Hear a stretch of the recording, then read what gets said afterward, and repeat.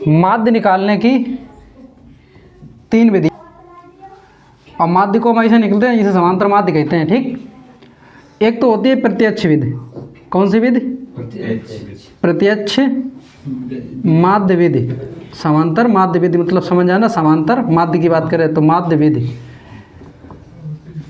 जिसे हम कहते हैं कि इसे हम इससे भी लिख सकते हैं x के ऊपर डैश, जिसे बार का निशान भी बोल सकते हैं। इसे कहते हैं sigma F I into X I और बटे सिग्मा एफ इंटू आई। ये सिग्मा का मतलब होता है इन सभी का योग। सिग्मा का मतलब ये इसे सम्मिशन भी बोल सकते हैं। तो ये हुआ। दूसरी जो विधि होती है उसे हम कहते हैं कल्पित विधि। कौन सी विधि? कल्पित माध्य विधि। कल्पित माध्य विधि, पग विचलन माध्य विधि। तो ये विधि कौन सी होती? A plus sigma F I into U और बटे में सिग्मा एफ और इंटू में यहाँ पे लिख देते हैं एच। क्या लिख देते हैं? एच। ये 3 विधियाँ हैं। कौन कौन सी विधि है? एक है प्रत्यक्ष माध्य विधि, जिसे हम इसी समांतर माध्य को एक्स डैश से एक्स वार का निशान ऊपर लगा देते हैं। इसका मतलब होता है समांतर माध्य। तो इसमें क्या होता है? Sigma F I into X I बटे सिग्मा एफ आई। और कल्पित माध्य विधि जो होती है वो ए होता है। जब डाटा में थोड़ा बढ़ा दिया जाए, जब डाटा हमें बढ़ा दिया जाए तो ये हम कल्पित विधि का प्रयोग करते हैं। जैसे कभी कभार डाटा ऐसा दिया जाता है जिसका गुणा करना असंभव होता है, तब हम इस विधि को लगाते हैं। किसे? कल्पित विधि को। तो इसका क्या होता है? A plus sigma F into D और बटे सिग्मा एफ आई। ऐसे ही पग विचलन विधि होती है। कभी कभार इतना ज़्यादा डाटा होता है कि हम इस विधि को लगाने के बाद में भी फिर इसे हल नहीं कर सकते हैं, तो फिर पग विचलन विधि माध्य मतलब विचलन विधि से माध्य निकालते हैं। तो ए बराबर A plus sigma F into I U और बटे सिग्मा एफ आई और गुणे में क्या करते हैं? एच। अब एक मेरी बात सुनो ध्यान से सभी लोग, कि हम डी का मान कैसे निकालते हैं। जैसे यहाँ पे दिया गया डी का मान, तो डी का मान हम किस तरीके से निकालते हैं? कभी कभार हो सकता है बहुविकल्प में पूछ दिया जाए कि अगर इस कल्पित विधि में डी का मान निकालना चाहें तो कैसे निकाल सकते हैं। तो डी का मान निकालते हैं, यक्स में से क्या घटा देते हैं? ए का मान। तो ये किसका मान निकल आता है? डी का। ऐसे ही अगर यू का मान अगर पूछा जाए, यू आई का, तो यू आई का मान हम किस तरीके से निकालते हैं कि डी बटे क्या कर देते हैं? एच। डी बटे क्या कर देते हैं? एच। या तो इस तरीके से तुमसे कह दिया जाएगा, या इसी चीज़ को हम ऐसे भी तो लिख सकते हैं यू आई बराबर, यानी डी का मान क्या दिया गया? एक्स माइनस ए। ऐसे तो निकालते हैं और बटे में क्या कर देते हैं? एच। तो ये देखो तुम्हारा बहुविकल्प में एक बार पूछा जा चुका है, तो ऐसे भी तुम्हारे सवाल पूछे जा सकते हैं। तो ये विधियाँ हो सकता है कि पूछ दें बहुविकल्प में, प्रश्नों में पूछने के ज़्यादा चांस होते हैं। तो ये तीनों विधियाँ ज्ञात करनी है। जैसे जब डाटा ज़्यादा बढ़ा दिया जाए तो ये विधि लगाओ, अगर उससे भी ना हो तो इससे बताओ। अब इनमें कॉलम थोड़े ज़्यादा बनते हैं और कुछ नहीं होता, लेकिन हाँ इतना ज़रूर है कि जैसे तुम हल करते जाओगे ज़्यादा गुणा में उसमें ज़्यादा ही कैलकुलेशन करनी पड़ती, तो उससे थोड़ा सिंपल हो जाएगा। ये विधियाँ हैं, और जबकि मान तीनों विधि से अगर निकालोगे सबका सेम आएगा, मान बिल्कुल एक ही आएगा, चाहे कोई भी सी विधि लगा के देखना है एक सवाल में, ये सेम आएगा। इतनी बात क्लियर हुई? यानी माध्य निकालने की कितनी विधियां हैं? 3। और ये टोपा का लगा है कानों में। ठीक, ये सवाल नंबर 2 है। एक्सरसाइज नंबर है, एक्सरसाइज है 13D का दूसरा सवाल। इससे पहले एक सवाल पढ़ चुके हैं, तो इस सवाल में बहुलक पूछा गया है।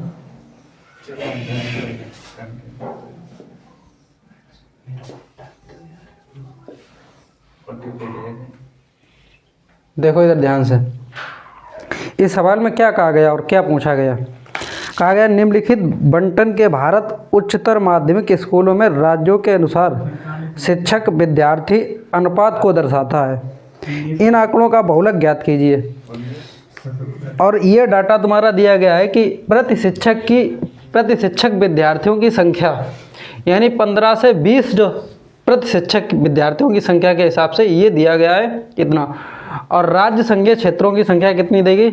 15-20 के बीच में 3, मतलब राज्य या संघीय क्षेत्र बोल सकते हैं। राज्य का मतलब जानते हो क्या होता है?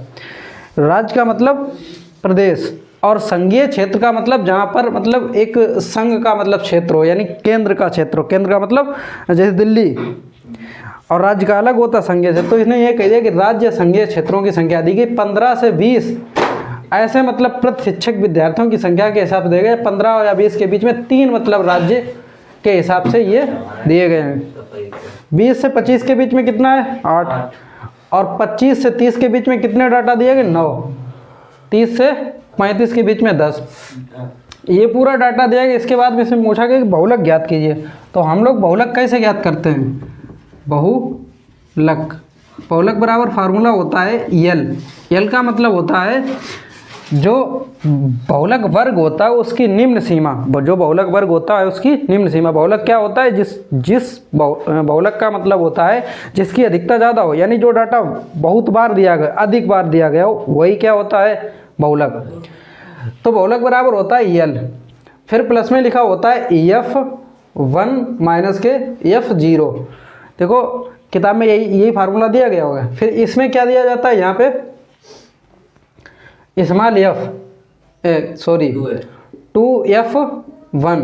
f2f1 माइनस के F0 और फिर माइनस के F2, और यहाँ कोष्टक बंद होता है, गुणे में लिखा होता है यश। अब ध्यान से समझो कि ये बहुलक बराबर में पूछा है। यल का मतलब होता है कि जो बहुलक हो। बहुलक क्या है? इसमें सबसे पहले ये देखो कि सबसे ज़्यादा बार डाटा कौन सा आया है? 10 आया है। तो ये 10 जो है वो इसका क्या है? बहुलक। बहुलक मतलब वर्ग। इसका मतलब ये है कि ये f का मान है। किसका मान है? F1 का मान है। किसका मान है? F1 का। इसके बाद में क्या है कि जो F1 है उसके ठीक पूर्व यानी पहले, ठीक पूर्व या पहले जो डाटा होगा वो F0 का मान होगा, और इसके बाद वाला यानी F1 के नीचे वाला वो क्या होगा? F2 का मान। तो ये F2 का मान हुआ। और जो बहुलक है मतलब बहुलक जो वर्ग है उस वर्ग में आएंगे तो इसकी जो निम्न सीमा होगी, एक 30 है और एक 35 है। निम्न सीमा ये है और उच्च सीमा ये है। ये हो जाएगा यल का मान। किसका मान? यल का मान। और ये मतलब L2 का मान। तो देखो यल का मान हमें पता चला कितना है? 30। इसके बाद में क्या है? F का मान भी पता है कितना है? F1 का मान। F1 का मान 10 है। फिर F2 का मान, F0 का मान कितना है? F0 का मान बोलो 9 है। इसके बाद में F2 का मान कितना है? 3। अब अगर देखा जाए यहाँ पे H का मान अगर निकालना चाहो तो H का मान कैसे निकालेंगे? उच्च सीमा में से यानी L2 में से क्या कराना है? L2 में से घटाना है हमें L1, यानी ये अपर यानी उच्च सीमा वाला, और उच्च सीमा में से किसे घटाना है? निम्न सीमा वाले। तो L2 में से L1 घटाएंगे यानी 35 में से कितने घटाएंगे? 30। तो कितना आएगा? 5। यानी H का मान कितना आया? 5। तो अब हमें पता चल गया सबका मान। हमें मान ही निकल मतलब इन सूत्र के आगे रखना है। तो देखो क्या करना है? बहुलक निकालना है। ये बहुलक है। बहुलक बराबर यल का मान कितना दिया गया? 30 प्लस F0 का मान, F1 का मान 10 माइनस F0 का मान 9 बटे 2F1 का मान क्या कितना है? 10 और माइनस के F0 का मान 9 और माइनस के F2 का मान कितना है? 3 गुणे H का मान कितना दिया गया? 5। देखो अब ऐसे हल करेंगे तो 30 ये लिखा प्लस के 10 में से 1 घटाएंगे, कितने बचेगा? 1 ही तो बचेगा। 10 में से 9 घटाएंगे, 10 में से 9 घटाएंगे 1 बचेगा।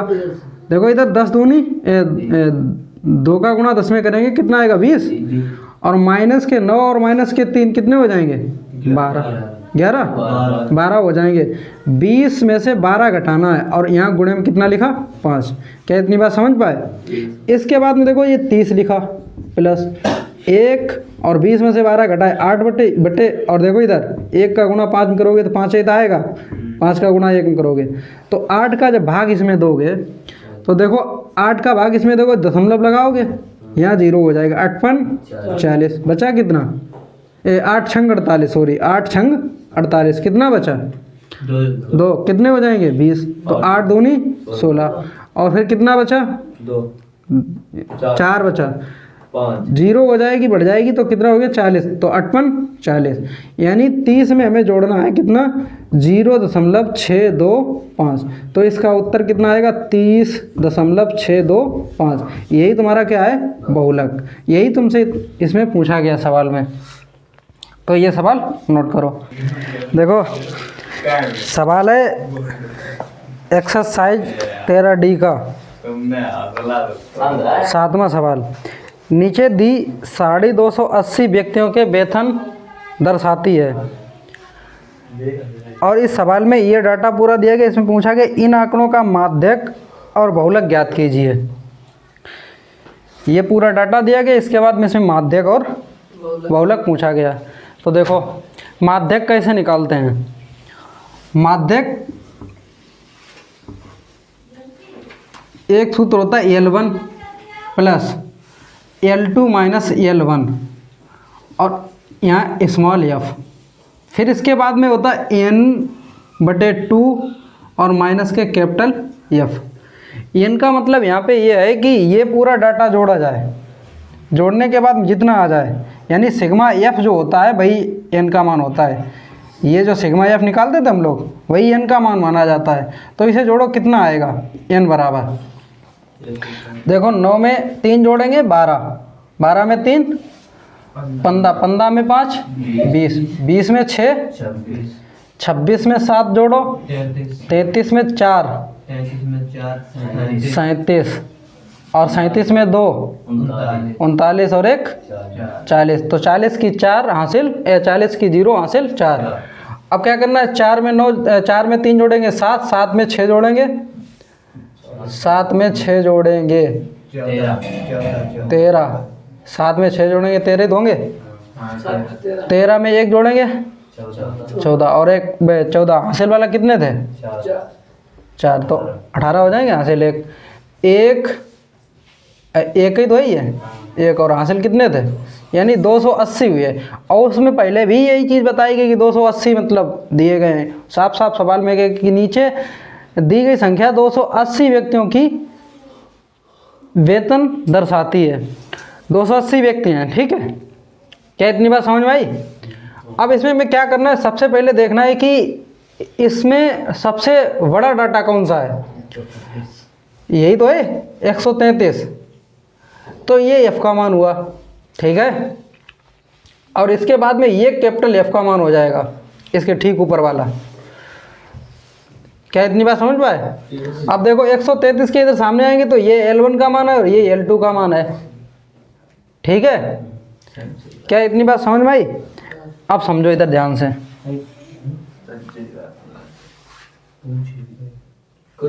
हाँ अब देखो इधर ध्यान से, L1 का मान कितना दिया गया 10 प्लस L2 कितना दिया गया 15 और माइनस के 10। इस स्मॉल f का मान कितना है 133, और n का मान कितना दिया था 280 है, और बटे 2 करेंगे, फिर माइनस के कैपिटल F का मान कितना है 49, ठीक है। 15 में से 10 घटाओ कितने बचेंगे, 15 में से 10 घटाओ, 15 में से जब 10 घटाओगे तो 5 बचेंगे, नीचे कितने 133 बचा।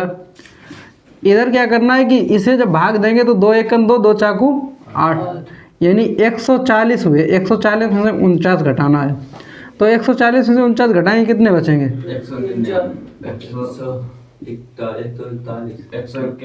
10 में से 9 घटाएंगे 1 बचा, ठीक है। यहाँ 13 है, 13 में से 4 घटाएंगे कितने बचेंगे 13 में से 4 घटाएंगे कितने बचेंगे 9 ही तो बचेंगे, सही बात है। देखो ये कट रहे हैं क्या, अगर ये कटें तो काट दो, नहीं कटेंगे, 5 का गुणा कर लो इधर 10, 5 एकन और 5 45, और बटे में 133 लिखे ये, तो ये 133 का भाग इसमें जाएगा 455 ही तो हो गए ये, 5 एकन 5 45, और इसमें 133 का भाग दो, कितनी बार जाएगा देखो, लगभग 3 बार जाएगा। 3 15 और 3 15 और 1 16, 3 एकन 3 और 1 ज़्यादा हो गया, 2 बार जाएगा। 3 बार जाएगी। 3 ही बार तो दिया था। 3 त्रिका 9, सॉरी 3 त्रिका 9, 3 त्रिका 9 और 3 एकन 3। जब घटाओगे 15 में से 9 घटाओ, कितने बचेंगे? 6। इधर 14 में से 9 घटाओ, 14 में से 9 5। ठीक है, 3 से 3 0। दशमलव लगाए तो 0 बढ़ाएंगे। दशमलव लगाओ, 0 बढ़ाओ। अब 4 चात्तियों 12, चात्तियों 12 और 1 13, 4 एकन 4 5। जब घटाएंगे कितना आएगा?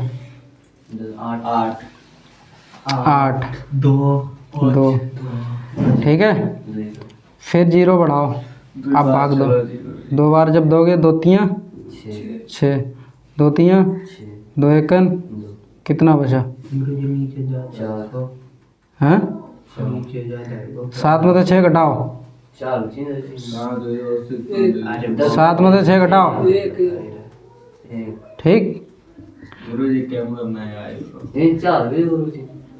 अब इधर देखो, कहाँ 4 हो? यहाँ। अरे देखो इधर, अब इतना बात समझ में आई? तो 10 + 3.4, 2 अंकों तक दशमलव के बाद निकाल लो, कोई दिक्कत नहीं। 10 में 3 जोड़ो, कितना आएगा? 13.42। ये तुम्हारा क्या निकला? माध्यक। तो इसे नोट करो, माध्यक पता चल गया हमें। 13.42 दो, इसमें 1000 का गुणा किया, क्योंकि 1000 में डाटा दिया गया वेतन। तो 1000 में जब डाटा दिया गया तो यह दशमलव ये था 2 अंकों बाद, तो 2 ही 0 ये कट जाएंगी। इसके बाद में 10 का गुणा जब इसमें करोगे 13,420 आ जाएगा, 13,420 रुपये। माध्यक ज्ञात हो गया। इसके बाद में बहुलक भी इसी सवाल में पूछा गया। बहुलक तो सब जानते हैं कैसे निकालते, बता चुके हैं। बहुलक बराबर क्या होता है, फार्मूला बोलो। L1 EL कह सकते हैं, और इसके बाद क्या करते हैं, F1 F0, और पूरे के बट्टे में क्या होता है, 2F1 माइनस के F0 और माइनस के F2, कोष्टक बंद। फिर यहाँ क्या करोगे, H। अब देखो यहाँ पे क्या करना है, हाँ? अगर बवाल लगाई तो सही है। कौन सा? तो कल मैं कोई दिक्कत नहीं, बात तो है कि जो तुम्हारे हमने किताब में देखा तो किताब में ऐसे दिया गया, तो किताब से लगा लो या वैसे लगा दो, कोई दिक्कत नहीं, वही बात है। ठीक है, अब देखो ध्यान से, L का मान कितना होगा? 10 होगा, क्योंकि हमने बताया था जो बहुलक वर्ग होता है, उस बहुलक वर्ग की जो निम्न सीमा होती है, बहुलक वर्ग यही तो है, इसकी जो निम्न सीमा होगी वो 10 L का मान होगा। तो L का मान कितना है? 10। इसके बाद में F1 का मान कितना है? 133। फिर F2 का मान कितना है? और F0 का मान कितना है? 49। H का मान क्या होगा, यानी उच्च सीमा से निम्न सीमा वाले घटाएंगे तो क्या आएगा, H का मान। तो H का मान हमें पता है कि अगर 15 में से 20 घटाएंगे कितने बचेंगे? 15 में से 10 घटाएंगे तो 5 बचेंगे। इसके बाद में F1 हमें पता ही कितना है, 133। F0 49। फिर F2 का मान कितना है? 63। और H का मान पता ही है। तो यहाँ वैल्यू तो रखनी है हमें, रखो बोल वैल्यू। L का मान कितना है? 10। F1 का मान कितना है? 133। और माइनस के F0 49 घटाएंगे हैं, 2F। F का मान कितना है? F1 का 133। F0 49 माइनस F2 का मान कितना है? 63 गुणे यहाँ H का मान कितना दिया गया? 5। अब देखो ध्यान से जरा, 10 लिखा प्लस के 133 में से 49 घटाओ, तो 13 में से अगर 9 घटाओगे कितने बचेंगे? 84 बचेंगे। 13 में से 9 घटाओगे 4 बचेंगे, और यहाँ 12 में से 4 घटाओगे तो 8 बचा। 2 का गुणा करो, 2 3 6, 2 3 2 एकन 2, और 49 और 63 जोड़ो, 13 में 3 में 9 जोड़ो, कितने आएंगे? 2 12, और 4 और 9 6, ये 112 हुए। गुणे में कितना लिखा? 5। अब 266 में से 112 घटाओ, तो 10 प्लस 84 ये लिखा, घटाओ 6 में से 2 घटाओ, कितने बचेंगे? 4। 6 में से 1 घटाओ, 2 में से 1 घटाओ, ये गुणे में 5 लिखा। क्या ये 2 से कटेगा? 2 चाकू, 2 दूनी, 2 सत्ते, फिर यहाँ कितना बचा? 1, 2 सत्ते 14, यानी 10 प्लस 42 और बटे 77 गुणे में कितना लिखा? 5। इधर 5 का गुणा करो, 5 दूनी 10 और 5 चक्कू 20, 20 पे एक और जोड़ो 210। अब इसमें भाग दे दो, 77 का भाग किस में दोगे? 210 में। तो 77 का भाग 210 में दो, 77 का भाग 210 में जब भाग दो कितनी बार जाएगा? लगभग 2 बार जाएगा। 2 सत्ते 14 और 1, जब घटाओगे कितने बचे? 10 में से 4 घटाओ 6। अब यहाँ कितना बचा? 10। 10 में से 5 घटाओ, कितने बचेंगे? क्या भैया, यहाँ 10 ही तो बचे। 10 में से 5 घटाओगे तो 5 ही बचेंगे, और यहाँ क्या बचा? 0। ठीक है, दशमलव लगाओ, 0 बढ़ाओ, फिर क्या करोगे? फिर भाग दो, कितनी बार जाएगा? लगभग 7 बार। देखो देख के दे रहे, 7 सत्ते 49, फिर 7 सत्ते 49 में 4 जोड़ो 53, घटाएंगे कितने बचेंगे? 1। 5 में से 3 घटाओ 2, 0, यहाँ 0 बढ़ाओगे, फिर लगभग इतने 7 बार 2 बार जाएगा इतने आ गया। तो क्या हमें करना है कि 10 में अब जोड़ना है कितना? देखो इसके हम इसी को आगे इधर लिखे दे रहे, ठीक। 10 प्लस कितना आया? 2.72 ऐसे आया। अब देखो इसमें क्या करना है? 10 प्लस 2 करोगे कितना आएगा? 10 में 2 जोड़ोगे 12.72। अब हमें पता है कि ये 1000 में जब डाटा दिया गया तो 1000 का हमें क्या करना पड़ेगा? देखो ये 1000 में वेतन दिया गया, तो दशमलव के बाद में ये क्या है? 2 जीरो कट जाएंगी, तो कितना आएगा? 12,720 रुपये आएगा। ये तुम्हारा क्या निकला? बहुलक। यही तुम्हारा क्या है? आंसर, यही आंसर है, ठीक।